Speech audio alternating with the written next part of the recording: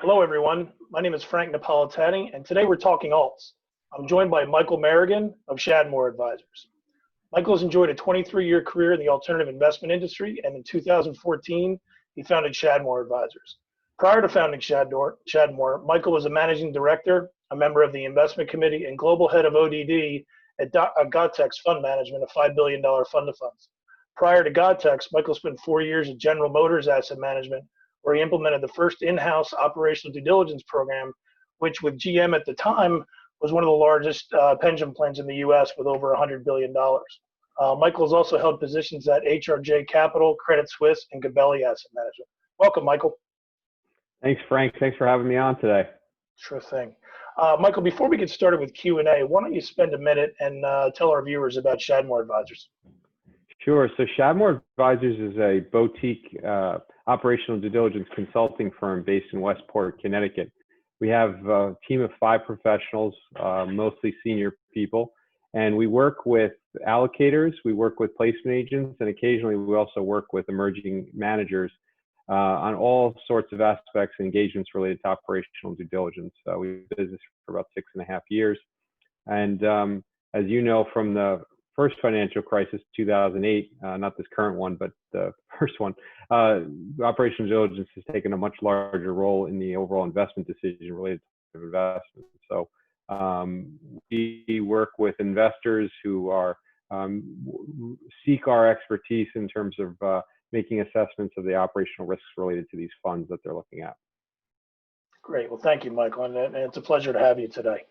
Why don't we dive right into the questions then? So, on-site O.D.D. meetings are an element of the O.D.D. process, as we all know. And given the virus and the stay-at-home quarantine since mid-March, can you summarize for us today the new normal, as we'll call it? Yeah, I mean, so the last time I did, we've been very busy, but the last time I did an on-site operational due diligence visit was actually in London at the end of February. So the world has changed quite dramatically since that time. What's happened, I think, is that as the lockdowns occurred throughout the world, it didn't necessarily stop the investment process. But what ended up happening was people started to recognize that they no longer could go on site to visit the managers. And there was quite a bit of disagreement, I think, initially about how people would proceed, because a lot of investors have written procedures that say we can't fund a manager that we've never been on site for, either for investment due diligence or operational due diligence. So I think initially a lot of people took the stance, well, we don't want to violate any rules that we have internally, and maybe we'll sit and wait this out. But then I think as we moved through March and April, and obviously the situation got worse to a little bit better today, there has been a sort of a gradual recognition that this situation is probably going to go on for the foreseeable future, and therefore people will have to adopt to this new normal, and or the new normal, and that means that making operational due diligence assessments virtually is probably going to be the way things are done for the foreseeable future, and we've seen an acceptance of that on the manager side as well. And that's how we've been proceeding for the last 3 months. Right. So why don't we stay on that? So, why don't we touch virtual O.D.D. versus traditional O.D.D. and how you believe the preparation for these on-site meetings, or formerly the on-site meetings, is an important part of your process? Yeah, I mean, so I think it's important to understand what, the O.D.D. process and going on site was often considered elemental in terms of, what the process looked like. So it's very disruptive in the sense that, this on-site ability is no longer there. So what ended up happening, I think, is there's a recognition that we believe you get 3 things out of the on-site. One is the ability to interview people in person. The second is testing. So testing things that may not be available to you in advance of it, like compliance manuals, NAV packages, things like that. And the third is the ability to assess the physical office environment. So those 3 things are really the biggest changes that have happened with respect to virtual O.D.D. So when I think about virtual O.D.D., I think, how are we remediating or replacing or finding sufficient substitutes for those 3 things? So in the case of interviewing people, you're certainly not going to be able to interview people eye to eye right now, but you are able to do things like we're doing right now, these virtual video conferences, things like that. Most people, I think, have found those are relatively good substitutes. The on-site testing is somewhat problematic, but I think what we found is that the investment managers have been much more willing than they were previously to share things online or virtually or through data rooms or through a shared screen than they were prior to this, and they've helped bridge the gap. The third thing about the physical office environment assessment is probably the one where we have the least good substitutes for as of right now. And I think we're trying to come up with creative ways around that. So, for example, we reviewed a manager that was located in London recently, and the person that was there helped give us a visual tour of the office by basically giving us a walk around as opposed to a standing or sitting video conference. So, and there's other things that we think could be good substitutes too. So I think while not ideal, we've made some good transitions over the last few months. And I think that if you poll investors from, let's say, the beginning of March to now, I think you would find that there's been a pretty significant increase in their acceptance of the need to do this virtual ODD. And that, you know, while they still prefer probably the old way, there are many aspects of it that are a good substitute for the way things were before.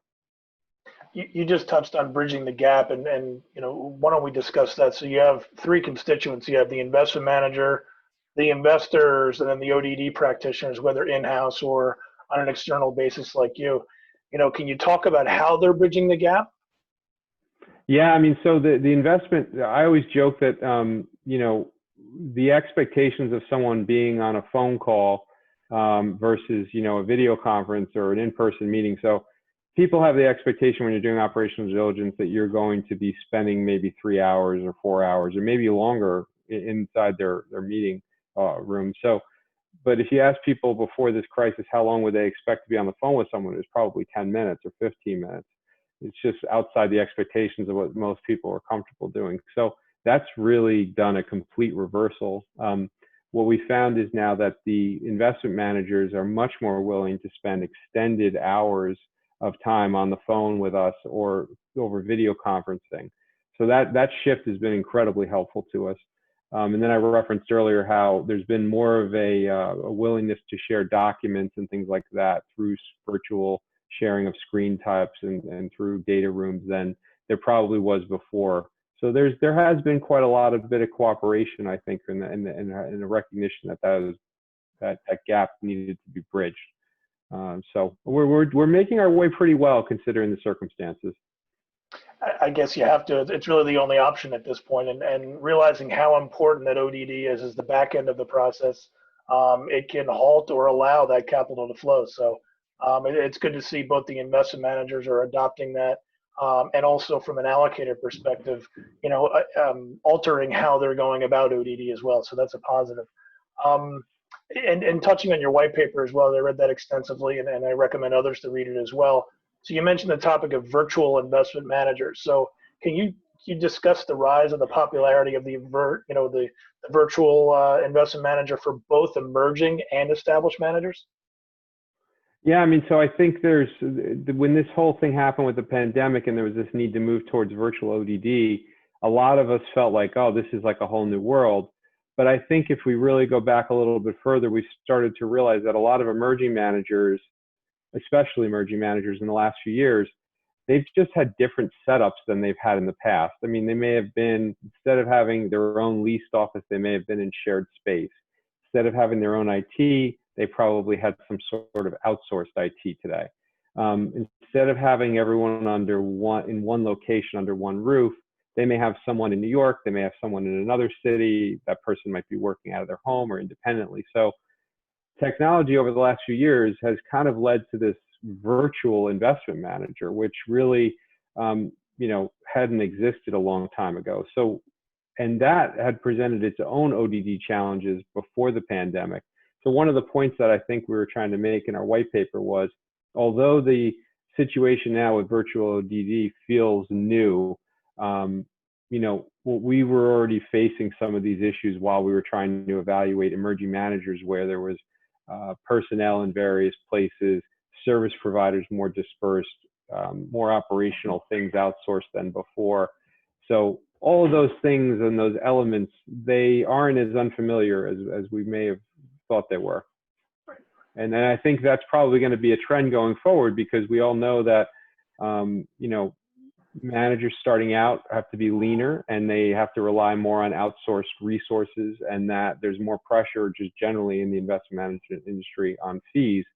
So managers are going to do all the different things that they can to sort of remediate those issues. Sure. So you talk about virtual ODD and is it appropriate for your next ODD review? Can you speak about that? Yeah, I mean, that's really a conversation we have on a client by client basis. And it also has to do with, I think, the types of managers.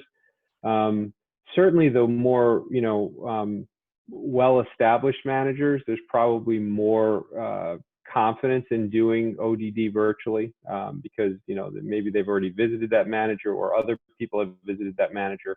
Managers had a long-standing history. And on the emerging manager side, there's probably a little bit more hesitancy on a relative basis. But we are certainly seeing managers that I would put in the more emerging side of things that we've had successful virtual ODDs with, that our clients were comfortable with us conducting them. So I think it's a case-by-case basis. There's certainly, some strategies that are probably a little bit more concerning than others. But we have a lot of conversations with clients, and we've always approached ODD with the idea that the whole pass fail, green light, red light, yellow light is not really that universal. It's probably, if we take the same list of operational risks for a manager and present it to one investor versus another, one investor may decide to move forward, the other not. So a lot of this is about real conversations with our clients, trying to understand what their touch points are in terms of where their risks are. And that has a lot to do with their own investment experience, and then helping them decide, okay, does this feel right or not? And then rarely, but it does happen, where they may be comfortable and we're not comfortable, and so we've had some of those discussions as well. And so it's really a case by case basis, but certainly playing in the public markets, for a more mature manager, more well-established manager, is probably the easiest decision. I just as an aside, I spoke with a placement agent back in mid-April or so, and he was discussing how he was helping one of his clients get through operational due diligence with an allocator by introducing that allocator to an existing LP that had their own internal ODD team. It just so happens that the external practitioner knew the internal ODD practitioner, and he was able to help the other kind of get up to speed, because they just did a review in January, their annual review in January. So are you finding that other ODD practitioners are working together to try to help get through this, or no? I think that there's always been the use of references on the investment due diligence side, and a lot of those references people find independently or on the manager side, and the managers provide them. So there's always been that. I'd say it's been less so on the ODD side, or it's certainly been more informal. And obviously there's confidentiality issues around that as well. But I do think that some managers have certainly said, hey, XYZ was here a few months ago. If you still continue to have concerns or you want to flush things out, they could be a potential resource for you. We haven't had many of those conversations, but I do think that the use of ODD references is probably going to be something that could be more helpful than before, especially to the extent where there's still, at the end of someone's own individual process, there still continues to be a relative amount of uncertainty or not enough assurance, I guess. But I guess to your point, though, what might not be a risk for another allocator could be a risk for you. So you don't want to necessarily trust someone else's work in that regard. I understand. Yeah, and what also you don't know is just someone came in and did ODD on someone doesn't necessarily mean it resulted in an investment. That's the other thing that's sort of there's an ambiguity to that statement sometimes that people forget. So, but we mostly just we rely upon other people for subject matter expertise occasionally, like IT, compliance, and things like that. But we rarely, if ever, speak to any other ODD teams about specific managers. there's just too many confidentiality issues, I think, related to that. Sure. Excellent. Okay, the final topic. So, in your white paper, you talked about Back to the Future, or is it a Brave New World? So, thinking about some of the predictions that you made, both that are the O.D.D is being affected both near term and long term, via COVID-19. Can you mention some of those predictions that you made? Yeah, I mean, so this is an opportunity for everyone to get creative, and the obvious stuff was really doing video conferences. So that was the low hanging fruit. But now I guess the question is, what can we do above and beyond that? So especially if on-sites don't happen again for the foreseeable future, which looks like the case. So I think that we threw some stuff that was probably safe and some stuff that was probably a little bit outside of the norm. So we talked about potentially, meeting people outside of the office to do interviews, like in a public place, like in a park or something like that, where as opposed to being inside someone's office. So that was certainly something that we presented. We talked earlier about how are we making an assessment of the physical office environment when you can't be in the office. We talked about as a potential solution how people might use virtual office tours the way they do with residential houses now. So that could certainly be something. We receive organizational diagrams of personnel, and we also receive organizational diagrams of fund structures and organizational structures. We rarely receive seating structure charts or diagrams. So we thought that could be another potential way. So obviously all within the concept of confidentiality and all those types of things. How are we going to bridge these gaps? So we presented some things that we thought could be nuanced and some that are a little bit more outside of the norm potentially. But I wouldn't be surprised if we do see some of them, because I think this is a great opportunity for people to be creative, and the managers that really are very attuned to raising capital, that are the most creative in terms of how they manage this O.D.D process and are the most willing to be transparent under these circumstances, I think are really gonna be rewarded for that. I would just, my own opinion, I would just say it's tough enough raising capital to begin with, given the amount of competition out there, fee compression, and just hedge fund versus passive that we've seen really for the past 10, 11, 12 years. If you're not going to participate in or play along on the O.D.D side and play nicely in the sandbox and risk not raising capital, I can't see why someone would do that. So I'm in your camp of hopefully having the new norm be a little bit more transparent, a little bit more give and taking with the larger managers, regardless of the size of the ticket that someone's looking to invest. So I think all of that helps the industry overall. Yeah, and we've had a lot of positive experiences so far. I think there's a camaraderie there, and that there's an acknowledgement that we're all in a very strange situation. It's not ideal for either side, but there's a trust there, an implicit trust that we're all trying to do the right thing for the respective parties that we're working for. And I think so far we're in a good place with all of these things.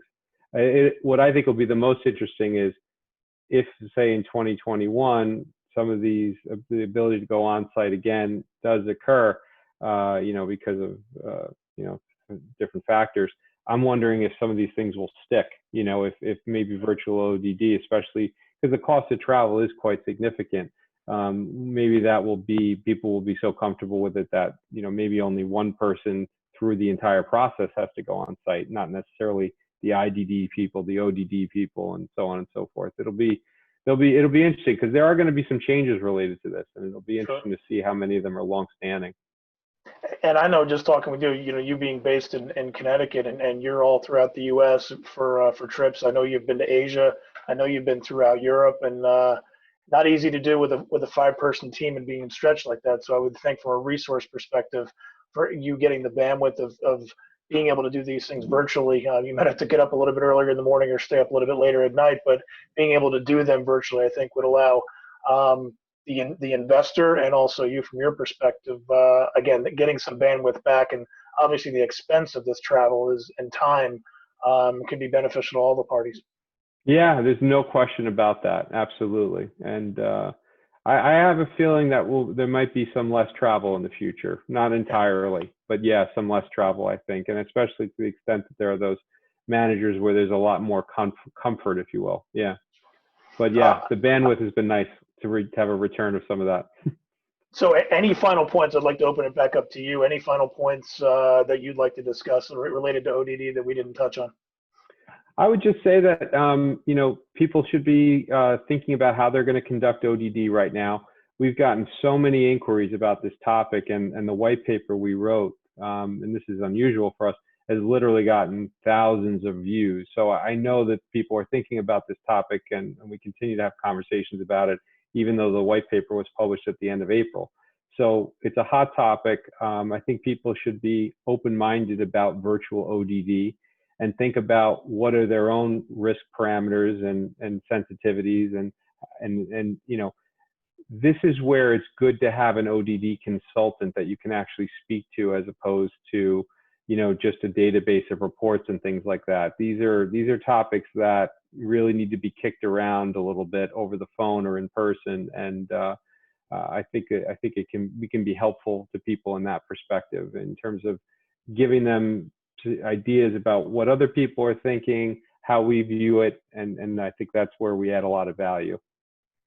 Excellent. Well, thank you, Michael. I hope everybody else enjoyed our conversation today as much as I did, and I'd like to wish both you and your family continued health during this time as well. You too, Frank. Thanks so much for having me on today. And thank you for everyone. This was Talking Alts.